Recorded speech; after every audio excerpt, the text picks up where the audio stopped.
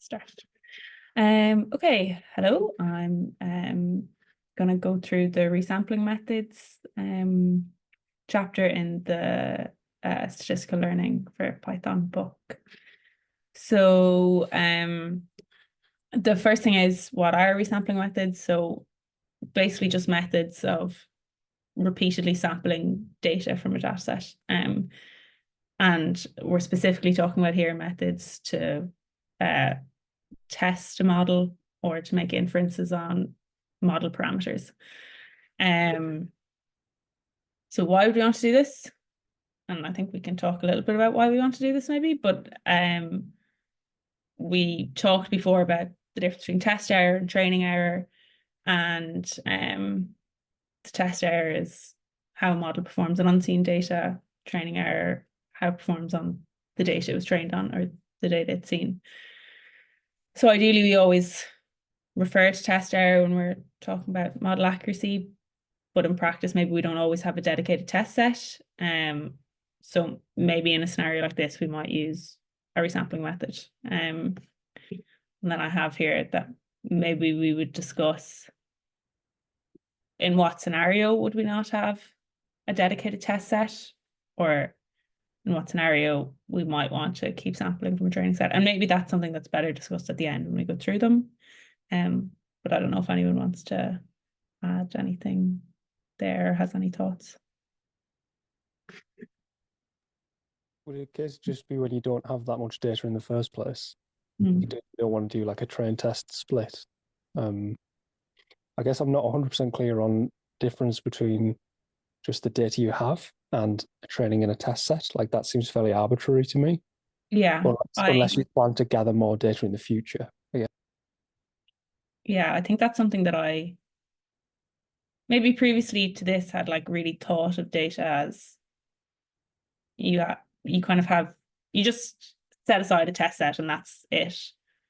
But yeah, you're right. I think after doing this chapter, I think of data more as like you just have data and how you split it is, as you say, arbitrary.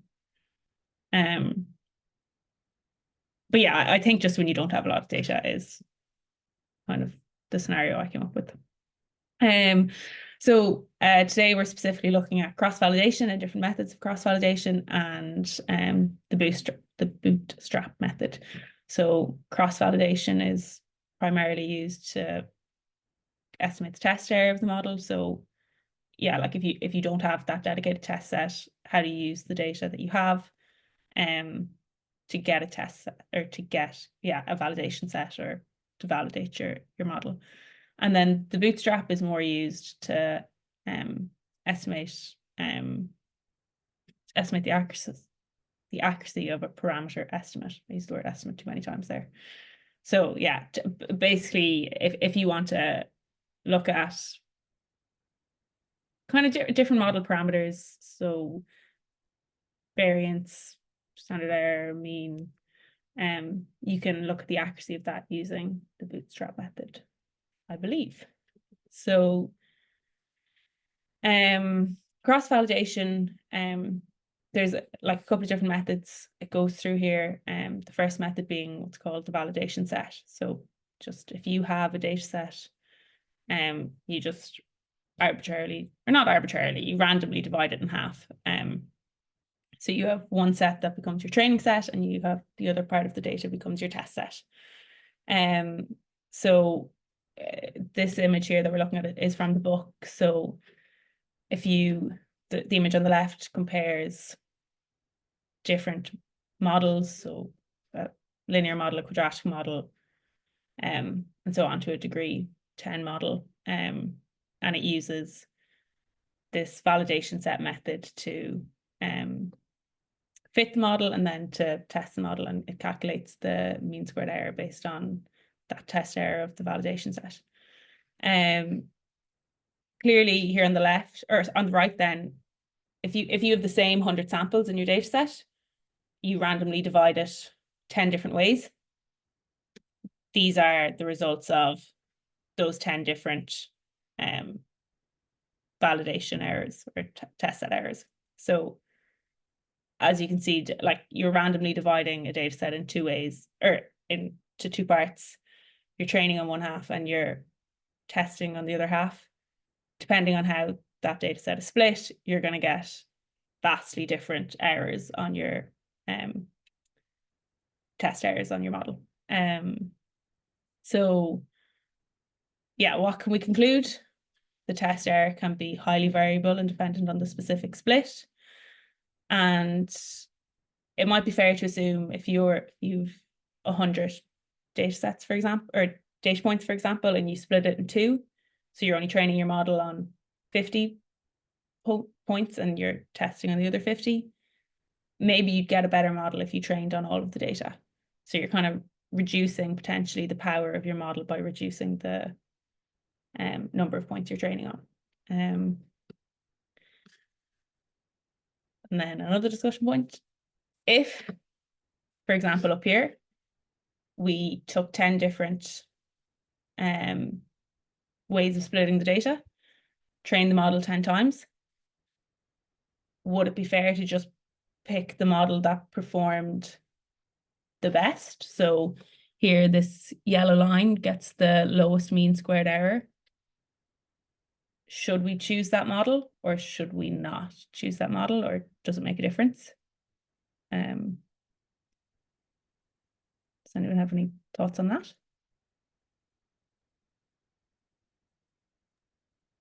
Some very strong opinions. I think there's no justification for doing that because you don't know that it would perform better on your out of sample than any other one. Is sort of my feeling. Like, I guess if you only did this process once, you wouldn't know that it was the lowest or not. You'd have to test it a number of times to know it was the lowest one. So it feels like a way of just overfitting a model somehow. Yeah, I think that's probably reasonable. Jack, do you want to give your thoughts? No, I can say like a similar thing. I mean, with the caveat maybe of like,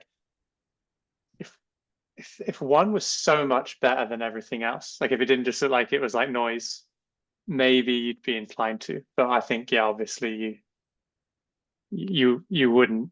This wouldn't be the right way to select a model. I think Yeah. It wouldn't necessarily be telling you anything about the data or the model. It would just be saying that your validation set is very close to your training set. Just by chance, that's what's going to minimize the mean square error here, I think. Yeah, that's the point. Just saying that them splits you've basically chosen exactly interspersed points, if you like. Yeah. And then yeah, I guess that's all right. Okay. So then the next cross-validation method the book talks about is leave one out cross-validation. So that's, I guess, somewhat similar to the validation set, but it just means that if you have your 100 observations, you train on 99 observations, then you test that one left side observation on the resulting model, and you do that 100 times. So every point is the test set or the validation set once, and every time you train, you're training on all data points except one data point. So you're training on n-1 samples. So then the way you would calculate your mean squared error is you'd get this the average of the squared errors for each of the 100 runs. So if you have 100 data points and you do this 100 times, you just get the average or the mean squared error. So why would we use this over the validation set approach? You're making use of all of the data you have instead of half of the data. So you're going to get less bias in the model. It's going to yield the same results. So as we saw up here, you're going to get vastly different results based on the split. You're not going to get vastly different results based on the split here. So because there's no randomness in the splits.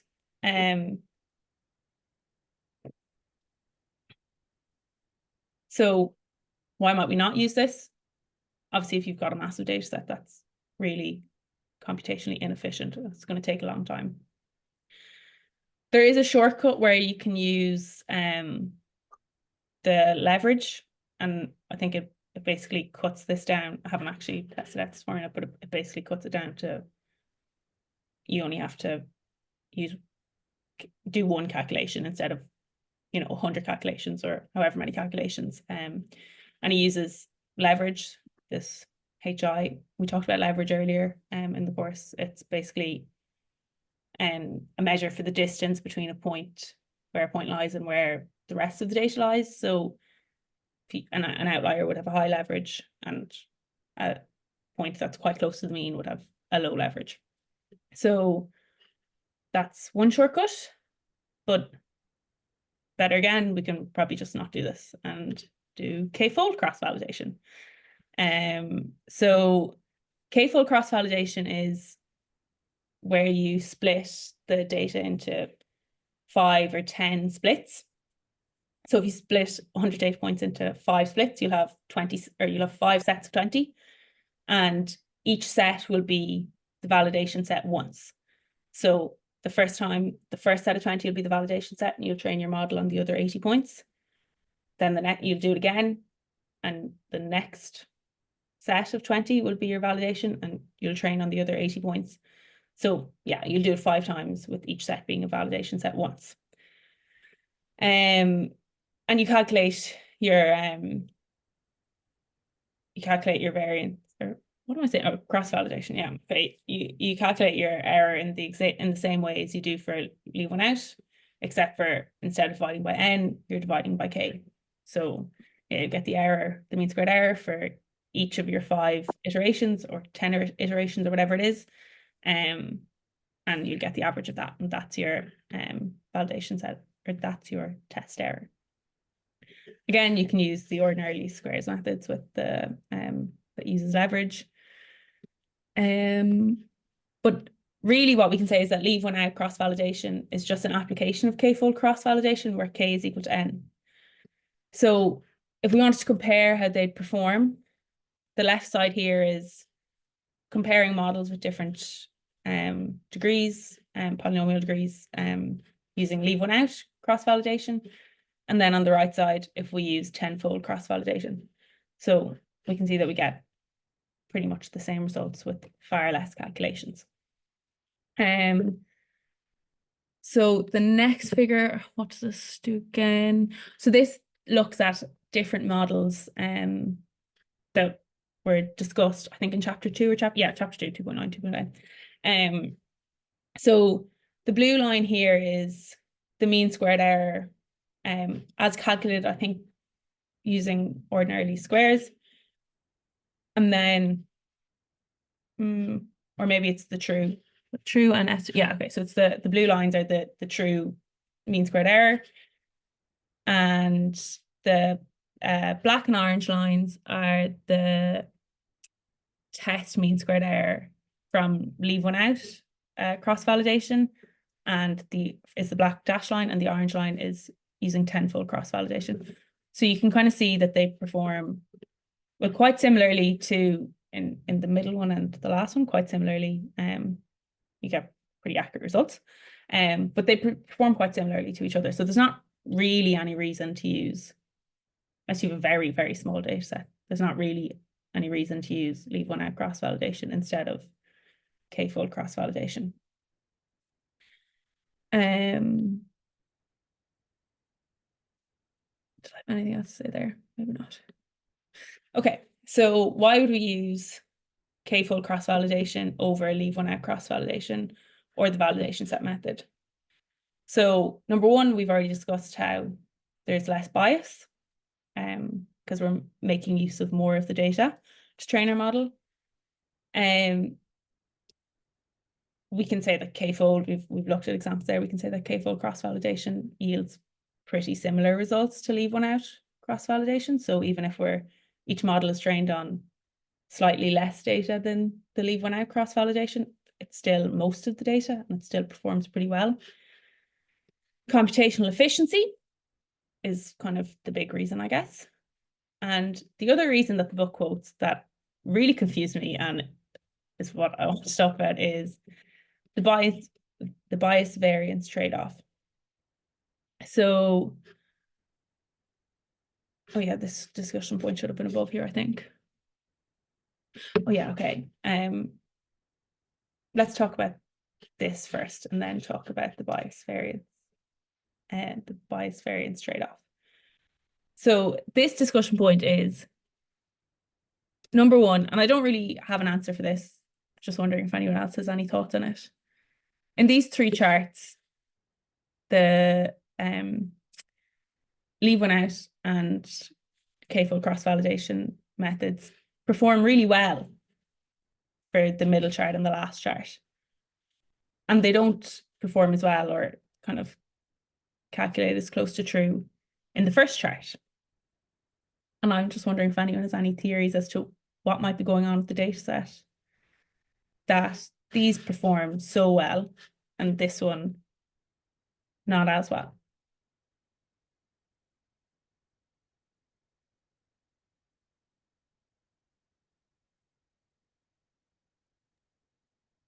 I think just looking through back at chapter 2, the data that gives 210 and 211 just looks a bit more simple in some sense. It doesn't look as wiggly. That would be my only guess as to why that is. That's your question? Why is it doing a worse estimate? Yeah, of the test? yeah. I guess that is just. Does anyone have any theories about it? But it could just be that the data is more simple in 10 and 11. And then I guess my second discussion point there was, does it matter that it doesn't get the mean squared error exactly right? So it gets the relative shape. So say here as towards the end of the middle chart, the flexibility is as the kind of, there's more degrees of freedom in your model. It starts the cross-validation methods aren't as accurate at estimating the mean squared error. Does it matter so long as it gets the relative shape of the plot right? I think you should care more about the relative shape rather than absolute values. Yeah. Well, I guess if you're comparing models, you definitely should. But maybe if you're not in a scenario where maybe you're not comparing models and you're just trying to evaluate one model, maybe it's more important that it gets the absolute error correct. In practice, you wouldn't know. Yeah. You wouldn't know what the blue line looks like, so you wouldn't be able to say what the shape is or whether it's similar. I think what I took from the chapter is that you're just trying to show that the minimizer's in the same place, so that you're choosing the right flexibility of model. But you wouldn't even know if the minimizer's in the right place. I think this is just trying to say that it is kind of similar. Yeah. Okay, nice. Okay, and then the bias variance trade-off. So I have a link here. I'll push this to the repo at the end, but there's this big long Stack Exchange article where people are writing their opinions on this. But basically the bias variance trade-off says that while leave one out cross-validation has lower bias, it will have higher variance than k-fold cross-validation. And the reason for that is because you're training the model on the same data the whole time. So the outputs are going to be highly correlated. And the test error estimate resulting from tends to have higher variance in the test error. Oh yeah, okay, I haven't put it there. Oh yeah, if the mean, I'm explaining this well. If the output is correlated all the time, then it's going to have a higher variance in theory. The test error is going to have a higher variance. That's what the book says. I don't know if empirically that's true. And I think other people online also think that that's maybe not true, and then some people think that it is. But yeah, has anyone thought any deeper about that, or have any thoughts on it?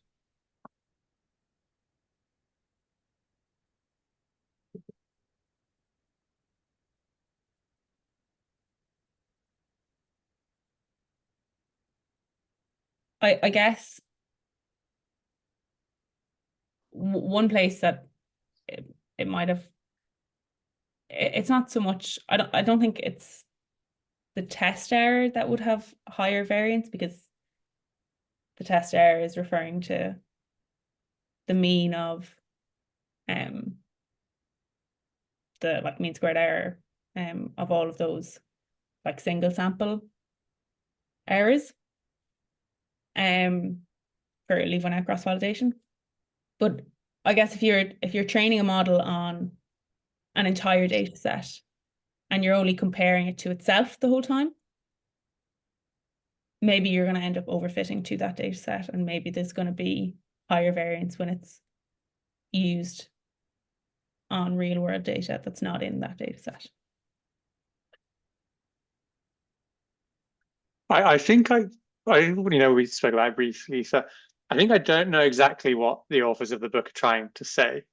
So that's quite tough, because then you can't understand. Like, I feel like if I try to give something that is against it, it's like, well, I don't fully understand exactly what they're saying, so maybe I just misunderstand what they're saying.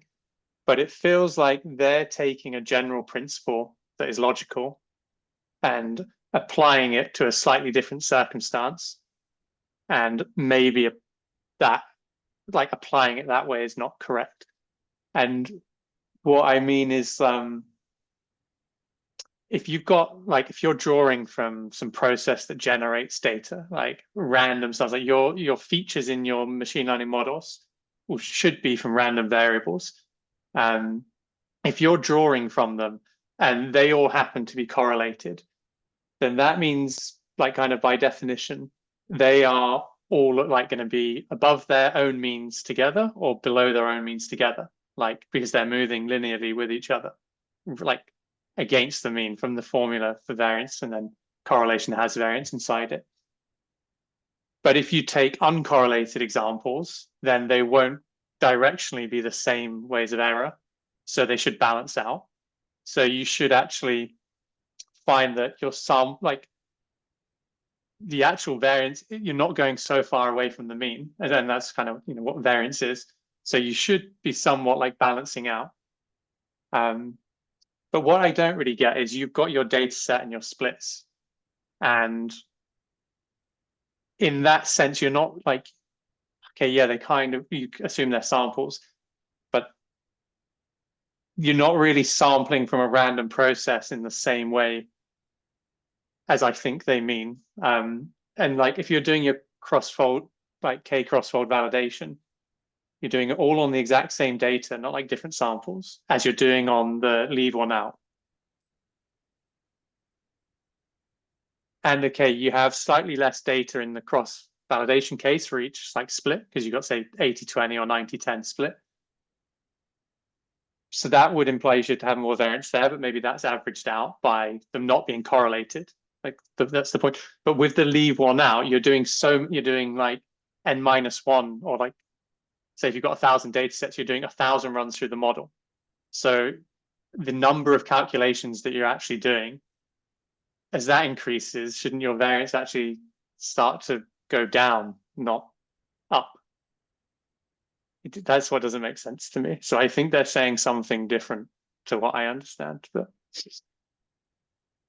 yeah, I suppose if your model is always inclined to overestimate, for example, like you're always training on like basically the same data set, because it's only one point being left out each time. So I mean, maybe you don't have the right data if it's always going to overestimate, but if your model is always inclined to overestimate, so all of your like test results are going to be overestimates, or they're going to error, above rather than error below. Are you just yeah, but that error? Yeah, but I think it's about how the procedure, like cross-validation, like, but they're both types of cross-validation, right? Like k-fold or leave one out. But it's about how that estimates error, like overall, rather than like whether the model is overestimating individual points more than it's underestimating.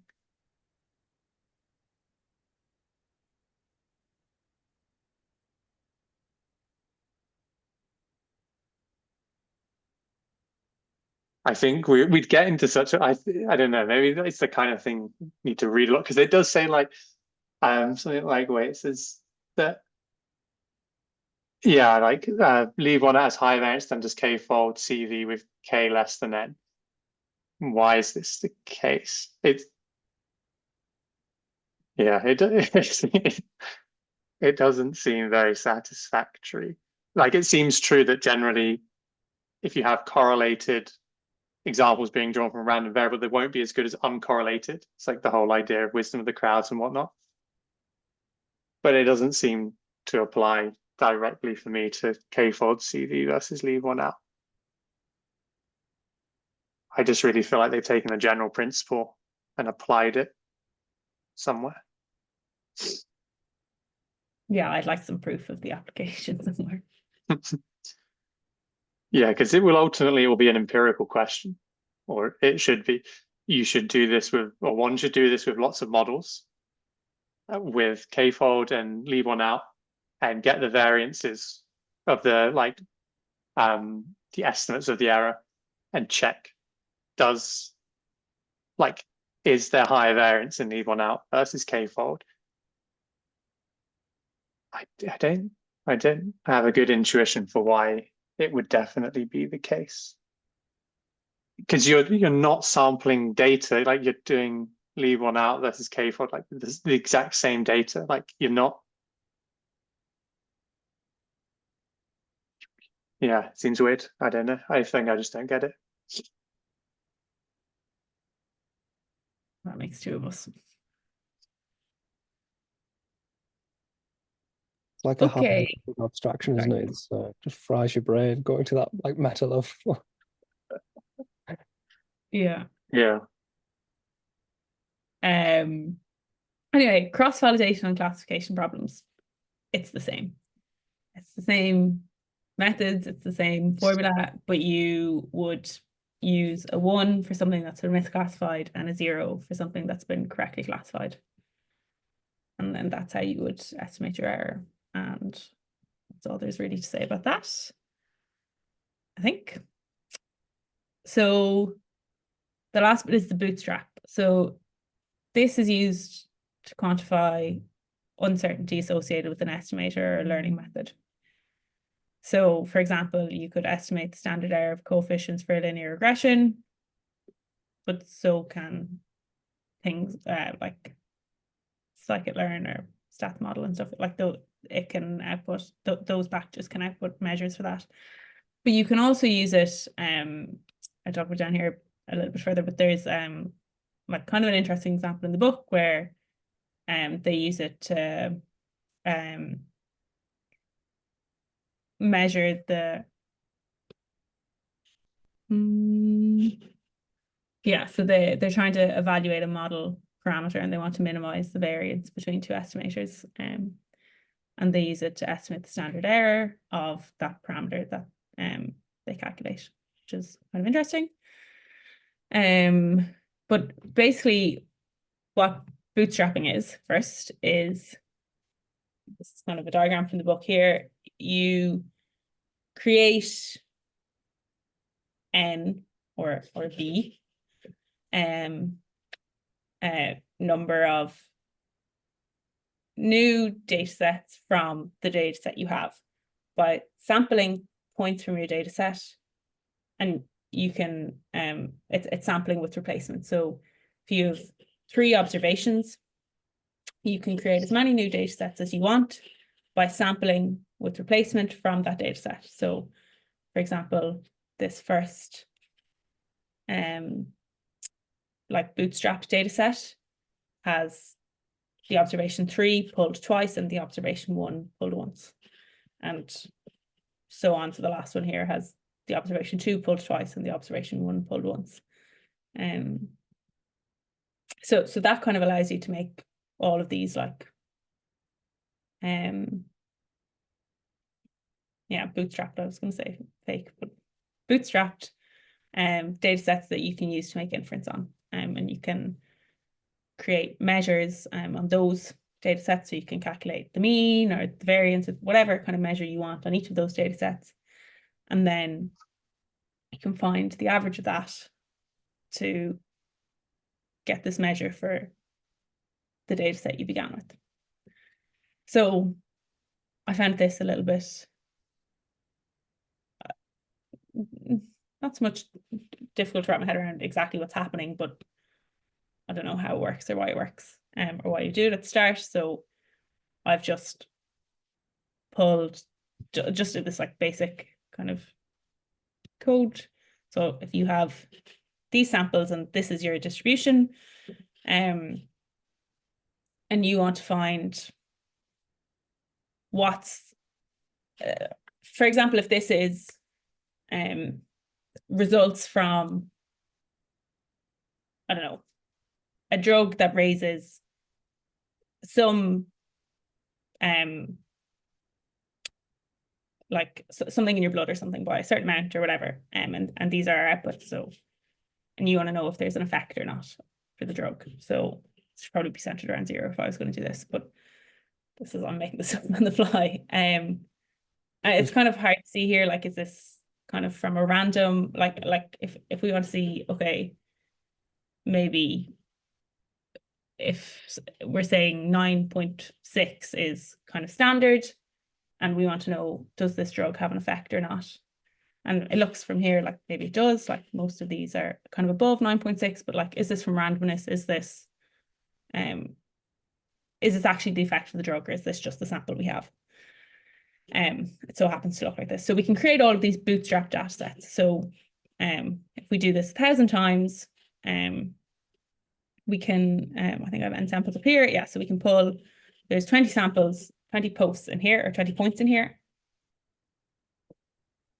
So if we pull 20 points with replacement from this group of 20 1,000 times, then we get 1,000 bootstrap data sets. And we get a distribution that looks something like this. And we can calculate the mean or the variance or whatever we want on that bootstrap sample. And so it kind of allows us to build up, I think, like a larger view of that data set. Actually, I think what we should, so what we should do to get the true variance is, the variance of the means. Or should I get the variance of? Oh, I'm actually not sure now that if I want to get the variance of, so what's plotted here is the means, I think, of, so it's the means of each of those bootstrap data sets. So to get the variance of this data set, or to get the mean of this data set, we get the mean of the means, I think, or the variance here is 0.07, which is the variance of the means of all of these bootstrap data sets. And so we can say, okay, the mean is, I didn't actually calculate exactly what it is, but say it's 9.85 or 9.9. So then maybe we do a t-test to see if the drug has an effect or not, if it's significantly above 9.6, I think we said was the mean, or not the mean, if it is the normal for, the population mean. So we can see if it has an effect, if the drug has an effect or not, by doing something like this. But there's a nice example in the book about, we want to calculate alpha to minimize the variance of X and Y. So we create all of these bootstrap data sets to allow us to, I actually don't have the formula in the book here, but make a measure for alpha and then calculate the standard error of alpha. And we can look at the results here. So again, from the book, so the left is a histogram of estimates of alpha by generating 1,000 simulations from the true population. And then the blue here is 1,000 bootstrap samples. So from whatever sample we have, we create 1,000 new bootstrap data sets from that. And we can calculate the mean, which would be alpha, from that. So you can see they're pretty close. And you can see the same, if you look here, the mean of the 1,000 sets drawn from the population versus 1,000 bootstrap sets created. And the means are pretty close. So that's essentially what bootstrapping is. And that is the end. Something about the bootstrap. Sometimes because it's a very nice example to see that, but sometimes when we do that, we have no idea if the data are coming from any law. And sometimes you are just computing a mean, and basically your only question is, okay, I have a mean, but what can be the confidence of interval of my mean? So you just do some bootstrap to try to give you an idea that what are you measuring? What are the confidence interval of what you are measuring? It's the only way to provide some kind of information, because you are sure that if you bootstrap, you could remove some outlier. You can try to figure out not just to measure a mean, but to get a confidence interval of any measure on data you have no idea where they're coming from. Yeah, no, you're right. It's not just for the mean at all. Yeah, you could just as easily, like as we've calculated a mean there, you could just as easily calculate the confidence interval for the bootstrapped data.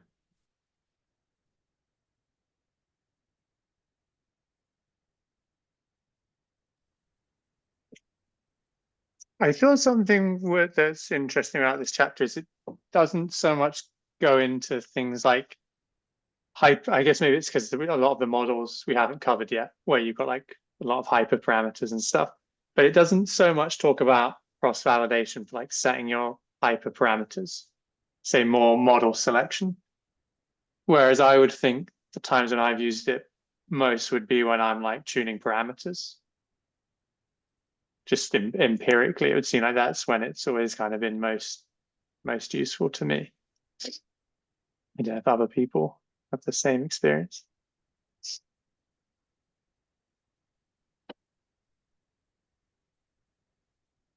So when you're trying to tune parameters, have you already compared your models and then you're using cross-validation to tune your parameters?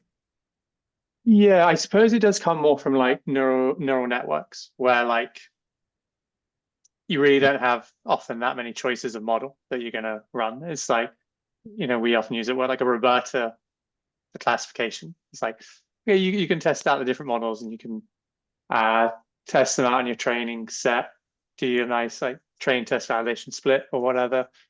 And from that, yeah, you can like use it to inform which model you choose. But often like you're just like in the work we do, at least you've got very few choices for models, but you've got lots of choices for parameters. So you want to figure out how to set the right values for the parameters in the way that your model will generalize the best. So on unseen data in the future, it will perform well. So what you can't look at your testing or your validation set to do that, because that's like cheating. That's like looking at the data to select your parameters. So you do your cross-validation to like do grid set, like random searches over cross-validated splits to like find the parameters. And I don't know, that just seems like to me it's always been kind of the main use I've got from it. But to be fair, I also only skimmed the chapter like in an hour or two, so I didn't fully read everything. But it did seem like, just at least empirically for me, that's why I've mainly used it. That's where it seems like it's been most valuable, and they don't so much talk about it. But it's likely because the way the book is progressing, so they can't introduce parameter. Okay, but yes, I understand what you mean, but it's likely because they are just building brick now in the book. Yeah. So the models we've covered so far, it's not really relevant for. Yeah, that's probably, to be fair, that's probably it. Because if you get the general model down of cross-validation, you can apply it to lots of things. And so yeah, that's probably why. Could you give an example of the kind of parameter that you'd be choosing using this? In a random forest, maybe, the easiest one when you do any random forest, just to know how many variables you are going to keep, what do you want to split. Sometimes it's just little parameter, not very important one. Yeah, and stuff like the number of trees in a random forest. But like, say in a neural network, you're going to have some terms like regularization, and say how fast should the weights decay. It's probably putting the cart before the horse, because we're not really at the like neural network stage yet. But you want to give a value for a parameter for how much your weights should like kind of get wiped out over each epoch. So how much, and that kind of prevents how much noise, because the neural network can basically learn noise. So you want to stop it learning noise by like making the weights kind of like vanish, so that only the really true patterns come through like repeatedly. But like in a standard neural network, like you'll have lots of different parameters that you can tune. Like you'll have things like learning rate, you'll have the batch size, you'll have like how much of the data to use before you even do anything, so that you like got an idea of what the gradient should be. So you like, there's lots of parameters and lots of later models that you'll use that you'd need something like cross-validation for. Could you view figure 5.6 as doing exactly that, where you've got a polynomial regression and your parameter is the number of degrees in your polynomial? They've called it the flexibility, but that's a parameter, right? And you're using cross-validation there to find the optimal value of that parameter. Yeah. I suppose like for me, like whether you choose I guess it's kind of not feature selection. It's like that's model selection in my mind. But yeah, I think it's it's the same principle. So if you learn the mental model for cross-validation in any way, you'd be able to apply it to all of the ways that it's like useful. I just kind of thought it didn't match like my personal experience of when it's been most useful. But yeah, I think it's the same idea. I guess it would be the same as saying the model is polynomial regression, and then choosing a number of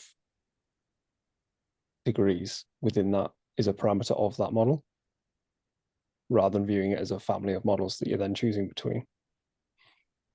Yeah, no, that's a good point. I think you would apply the exact same principle to selecting the values of, say hyperparameters rather than maybe parameters or degree of polynomial. But yeah, it'd be the same principle.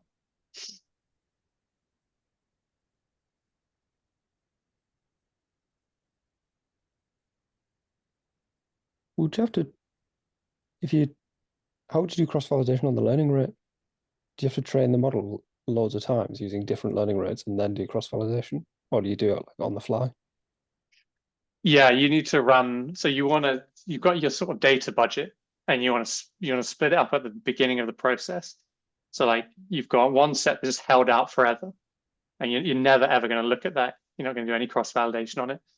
Then you've got the rest of your budget. So like basically your data that you're going to use for training the model. And you can use cross-validation with different learning rates to get best idea of which learning rate should be the best, or like which should lead to the model that generalizes. And you want to do that by testing it on splits of your data where you've got some unseen data in those splits of your training data. And you've got to do that without looking at your testing set and your validation set. So yeah, you want to rerun like the training loop over different splits of your data. I think though as well, you might have something, so as you have so many, like you'd want to kind of figure out what's the right optimizer to use. And there's going to be an interaction as well between the optimizer and the learning rate. Some optimizers are going to reschedule the learning rate as you go based on what's happening. So you'd have a lot of interaction going on in a neural network, such that, to be fair, it's probably more important that you're able to do stuff like cross-validation. But it's not always easy to exactly say that experiment I ran, that learning rate's the best, because you can't isolate it always from the others. But it is, to be fair, that is probably going to be spoken about in things like the deep learning chapter, which is still a few weeks away. So if you say you want to test 10 different learning rates and you were doing 5-fold cross-validation, would you train 50 models? No, so yeah, 50 models. So 5, yeah, you got whatever your number of splits are, and then your number of values that you're using for all of your parameters. But that's if you're doing like greedy search, like you're doing all of the combinations. Normally, you'll implement something like random search, which will test random values from all of them. And then you reduce the number of models that you have to train total. And it's like there's quite good research on like random search is very good compared to say grid research or grid search. And then there's better than random though. There's like smart calculations of what's the next best, well, what makes sense to check in the next sweep. And you can reduce the number you have to do. But yeah, if you're just doing like brute force, you've got to do number of folds by like all of the values for the parameters times by the number of parameters that you're, yeah. Yeah, so I guess. it would be a Sorry, lot. I wasn't really getting at like how you do your search, whether it's grid search or whatever. More just like if you're doing grid search, you have your first set of parameters that you're testing. You train the model 5 times if you're doing 5-fold cross-validation. And then the grid search makes its decision about the next set of parameters it's going to test, and it trains the model 5 times. And so on. Yeah, but we say train all the grid. I saw that we train all the grids, and after we pick the best of the grid. So it's a lot of we do like everything is like a grid, and we do one. We do 5 times every time, and after we pick the best one. Yeah, if you do the greedy way, you do say if you've got 5 different values for your learning rate, and you've got 5-fold cross-validation, you need to do 25 times. You have to do number of folds times number of values. But because it's like often if you've got a lot of data or a model that's expensive to train, you don't want to do the grid search. You want to do more like a random search or like a Bayesian search. I think it's called Bayesian search. That actually kind of looks at what's happened to know whether like the next thing that say if it would be in the grid is like, is that even worth looking at? Because is that as that value goes up or down, are you actually like getting closer to stuff? So you'd want to reduce that. You don't want to do the full like 5 times 5 and however many parameters. So but if you're doing grid search, yeah, you will. Yeah, I guess basically you're using your folds then almost to create more training sets as opposed to validate the output of your model. You want to figure out without looking at your testing data, like what's a good value for this parameter that will help this model generalize. And like a way to do that is to get some kind of like unseen data in your training data. And you do that by making these different splits, like the cross-fold validation splits. So you're peaking, and then you're taking a look at like over that, like all of those splits of the cross-validation, which model was the best, or like which parameter was the best on average. And I'm going to like take that to my testing data. So yeah, you're trying to like get unseen data, but it's data that you've seen. That's what it's like, kind of the whole, I guess, motivation for using it. I just think of it if you're trying to minimize a function, right? But the function, you're trying to minimize the amount of cross-validation, the error there, and you're trying to minimize this function. but the function is incredibly costly to evaluate because you have to run cross-validation. So you have to train the model on k-fold to get the cross-validation value. And you would almost never try and minimize a function by just doing grid search because it's incredibly costly, especially when the function evaluation is so expensive like it is here. So I guess any optimization method you'd use there, which sounds mad because it feels like you're doing gradient descent on a gradient descent parameter. Yeah. Like the Bayesian optimization methods, like they basically are doing gradient descent on gradient descent. I'd say though, with the models we're going to look at, like nowadays on our computers, you can do like an extremely large amount of like crossfolds on like big ranges of parameters for stuff like random forest, and you can do thousands of models in like, not a lot of time. But yeah, with neural networks definitely is a bigger problem because they are very, very costly to train. Sorry, this was a bit of a like digression from the main point.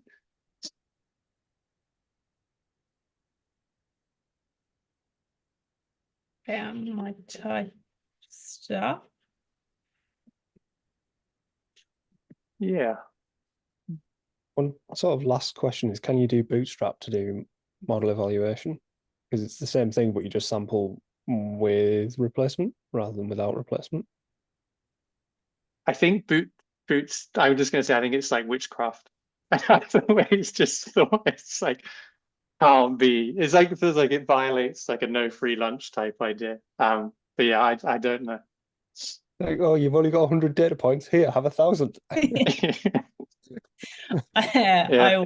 I read one thing when I was like researching it, and it was like, I'm not going to explain why it works, but just trust me that it does. Okay. There's a lot of those, I feel like, in machine learning. Yeah. Data annotators hate this one small trick. All right, I tell you what, I'll